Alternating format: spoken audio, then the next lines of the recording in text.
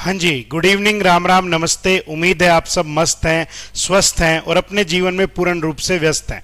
बच्चों, आप सबको पता है कि Punjab and Haryana court clerk की वैकेंसी आई हुई है और सब बच्चे इस वैकेंसी के पीछे पड़ गए हैं। बिल्कुल पढ़ना भी चाहिए क्योंकि ऐसा सुनहरा मौका बार बार नहीं मिलने वाला है। देखो, आमतौर पर किसी भी एग्जाम को क्लियर करने के लिए आपको 12 से 13 सब्जेक्ट पढ़ने पड़ते हैं। इस बार 12-13 सब्जेक्ट नहीं है, इस बार 2 सब्जेक्ट पे काम कर लो, जीएस जीके। हाँ, जीएस जीके के अंदर साइंस हो गया, ज्योग्राफी हो गया, वो सब है, लेकिन यूं देखे ना तो ना हिंदी पढ़नी, ना आपको यहां पे मैथ्स पढ़ना, ना रीजनिंग पढ़नी, ना ही हरियाणा जीके की ज्यादा टेंशन है, क्योंकि यार ये इंडिया जीके के बेसिस पे एग्जाम रहने वाला है। तो सिंपल साधारण बात ये है कि भाई अगर कम प्रिपरेशन है, ज्यादा सब्जेक्ट्स नहीं पढ़ने हैं, तो ये सुनहरा मौका है। हर बार बार हर साल ये वैकेंसी नहीं आती, काफी सालों के बाद ये वैकेंसी आती है और 1200 पोस्ट काफी अच्छी पोस्ट है, सिलेक्शन लिया जा सकता है। सबसे बड़ी बात ये यार कि यहां होम डिस्ट्रिक्ट भी मिलने वाली है।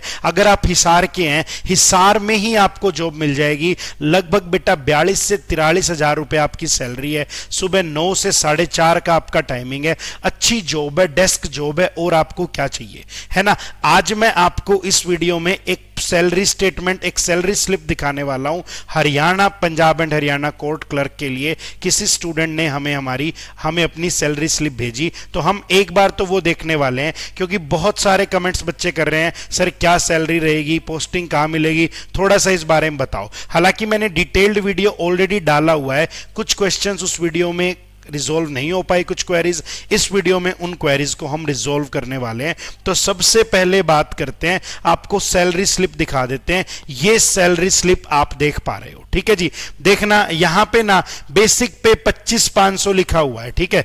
बेसिक पे 25,500 लिखा हुआ है और डीए यानी डियरेंस अलाउंस 15,300। तो अगर मैं टोटल बात करूं ना, 43,840 सैलरी बनती है और नेट पे सैलरी कैश इन हैंड मिलने वाले भाई 39,760, यानी लगभग 40,000 रुपए हर महीने आपको कैश इन हैंड मिलने वाला है।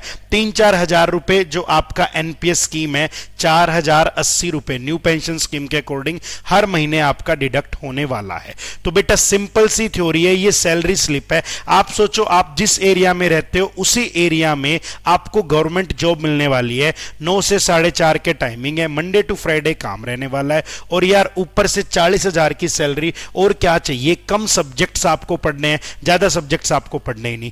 ये वैकेंसी गोल्डन अपॉर्चुनिटी है, इसको मिस नहीं करना है। सीईटी मेंस में स्कोर कम बन रहा है, फिर भी यहां तैयारी कर लो बेटा। एज भी तो 42 साल है ना, तो ये भी आपके लिए एक बहुत बड़ी अपॉर्चुनिटी रहने वाली है, ठीक है। कुछ क्वेरीज में ऑलरेडी, कुछ क्वेरीज में पहली वीडियो में ही क्लियर कर चुका, फिर बच्चे उसी वीडियो के नीचे कमेंट कर रहे हैं, पर्सनल में मैसेज डाल रहे हैं, इन बातों के बारे में बताओ। सैलरी के लिए मैंने आपको सैलरी स्लिप दिखा दी। एग्जाम की अगर मैं बात करूं ना, तो 3 से 4 महीने में ये वैकेंसी कंप्लीट हो जानी चाहिए। क्यों कंप्लीट हो जानी चाहिए बेटा? पहली बात तो है, हर साल वैकेंसी नहीं आती, 3-4 साल में वैकेंसी आती है, तो उनके पास टाइम है इस वैकेंसी को पूरा करने का, जल्दी से ज्वाइनिंग दे देने का।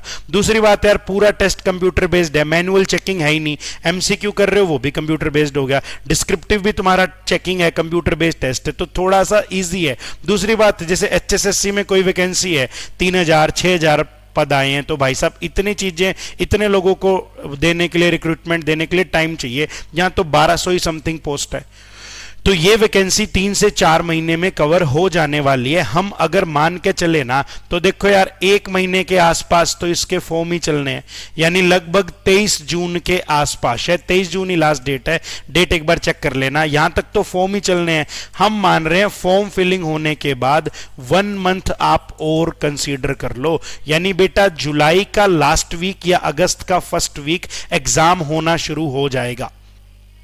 तो थोड़े से टाइम में पढ़ के ये वैकेंसी ये क्रैक की जा सकती है, इस जॉब तक आप पहुंच सकते हैं। तो किसका इंतजार आप कर रहे हैं? बच्चे बार बार पूछ रहे हैं ऐसे कंप्यूटर पे लिखना है क्या? बिल्कुल ऐसे, लेटर या फिर प्रेसी या फिर ट्रांसलेशन, टाइपिंग बेस ही होने वाला है।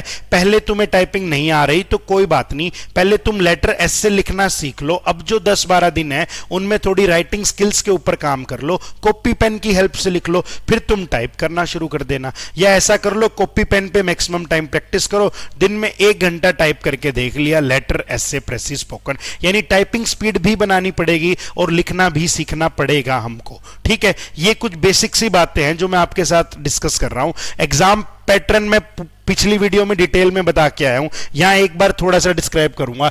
जीएस 50 नंबर की है, जिसमें से 12 से 14 नंबर के करंट अफेयर आने हैं। यहां मजेदार बात यह है कि जीएस जीके इंग्लिश में ही आनी है, तो अगर आपने हिंदी के नोट्स पढ़े हैं तो भी एक बार इंग्लिश के नोट्स आप कंसीडर कर लें, एक बार उन्हें गो थ्रू कर लें। हालांकि इंग्लिश में पढ़ा है, अगर हिंदी में पढ़ा है तो इंग्लिश में कोई दिक्कत नहीं आने वाली, आप सेंस बना लोगे, क्योंकि आप ट्रांसलेशन, लेटर, ऐसे सीख रहे हो ना, तो आप सेंस बना लोगे। फिर भी मान लो कोई ऐसी टर्म आ जाए आप सेंस बना ही नहीं पाए यार, फिर आप क्या करोगे, है ना भाई। अब वो आ जाता है मकर रेखा, करक रेखा, उषण कटिकीय बंधु, पेड़, ऐसे। मैं खुद इंग्लिश मीडियम का हूं तो मेरे को जीएसजी के कभी समझ नहीं आई, मैक्सिमम टीचर्स हिंदी में ही पढ़ा रहे थे, मेरे को टर्म समझ में नहीं आ रही थी। तो एक बार टर्म्स को जरूर देख लें ताकि पेपर में टाइम वेस्ट ना हो, एक आधा क्वेश्चन भी पेपर में छूटना नहीं चाहिए। बेटा पिछली बार कट ऑफ बहुत डाउन गई थी, पिछली बार यार 60 नंबर तो टॉपर के ही थे, तो 40 से 50 की कट ऑफ रह गई थी। इस बार कट ऑफ 40 से 50 की नहीं रहने वाली, इस बार कट ऑफ थोड़ी सी हाई जाएगी, 50 से 60 65 तक कट ऑफ जा सकती है, ध्यान रखना है। इंग्लिश का मेन रोल रहेगा, इंग्लिश में भी डिस्क्रिप्टिव राइटिंग का रोल रहने वाला है। एमसीक्यू तो 20 नंबर का है, पहले भी एग्जाम के लिए प्रिपेयर करते थे वही है, और इसमें बेटा ग्रामर की वेटेज कम है। इस 20 नंबर में बिना देखो स्पेलिंग के क्वेश्चंस है, सिनोनिम्स के क्वेश्चंस है, एंटोनिम्स के क्वेश्चंस है, फिक्स्ड प्रीपोजिशन के क्वेश्चन है, बेटा फ्रेजल वर्ब के क्वेश्चंस है, इडियम्स के क्वेश्चन है ना, पैरा जंबल्स है, पीक्यूआरएस है। यानी इस एग्जाम में ग्रामर की वेटेज कम है। अगर ग्रामर आपको नहीं आती तब भी आप इसमें बात बना सकते हो। हां, अप्लाइड ग्रामर चाहिए, लॉजिक ना पता हो, ग्रामर अप्लाई करने आती हो कि इस सेंटेंस को प्रेजेंट में लिखते हैं, क्यों लिखते हैं ये नहीं पता, बस प्रेजेंट में लिखते हैं ये पता होना चाहिए। बहुत अच्छी वैकेंसी है, बहुत अच्छी अपॉर्चुनिटी है। सैलरी के बारे में हमने बात कर ली, एग्जाम डेट के बारे में हमने बात कर ली, कट ऑफ के बारे में भी हमने बात कर ली है, पोस्टिंग हिसार की हिसार में मिल जाएगी ये भी हमने बात कर ली है। मोस्ट ऑफ द टाइम आपको अपनी डिस्ट्रिक्ट में पोस्टिंग मिल जाती है। जो प्रीवियस ईयर में हमारे स्टूडेंट्स रहे हैं उनमें से लगभग बच्चों को मिल गई थी उन्हीं की लोकेशन पे। हिसार के हैं, हिसार में ज्वाइनिंग मिल गई है बच्चों को, तो ये बहुत ही अच्छी वैकेंसी है यार। सरकारी नौकरी घर की घर में, बाहर जाना ही नहीं। एसएससी में टैक्स असिस्टेंट लग के क्या करोगे, एसएससी में टैक्स असिस्टेंट लग के बेंगलोर में जाओगे, घर से बाहर रहोगे, ना छुट्टी मिलेगी। यहां हरियाणा में हिसार की सार में 40,000 की सैलरी ले रहे हो। तो बहुत सारे एसएससी वाले बच्चे इस एग्जाम को फाइट करेंगे, हर साल ही करते हैं। पिछले साल भी हमारे जो स्टूडेंट सेलेक्ट हुए उनमें से बहुत सारे बच्चे एसएससी के लिए प्रिपेयर कर रहे थे।